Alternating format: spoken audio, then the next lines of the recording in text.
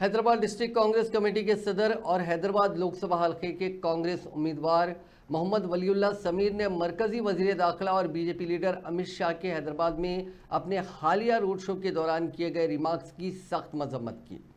سمیر ولی اللہ نے کہا کہ امت شاہ نے اپنی تقریر میں حیدرآباد کو رضاکاروں سے آزاد کرانے کی بات کہی۔ انہوں نے کہا کہ 70 سال سے زائد پہلے پیش آئے واقعات پر مبنی ایک تفرقہ انگیز داستان کو زندہ کرنا اچھی بات نہیں ہے۔ انہوں نے کہا کہ امت شاہ کی عمر 59 برس ہے اور نہ تو امت شاہ نے اور نہ ہی کسی اور نے 70 سال پہلے ہوئے واقعات کا مشاہدہ کیا۔ جمعرات کو میڈیا سے بات کرتے ہوئے ولی اللہ سمیر نے کہا کہ فرقہ وارانہ کشیدگی کو ہوا دینے کے لیے رضاکار کی اصطلاح کا استعمال کیا گیا اور اسے غیر ذمہ دارانہ اور گمراہ کن بیان قرار دیتے ہوئے انہوں نے کہا کہ ہمیں 1948 سے پہلے جو واقعات پیش آئے ان کو ایک الیکشن کا مدعا نہیں بنانا چاہیے۔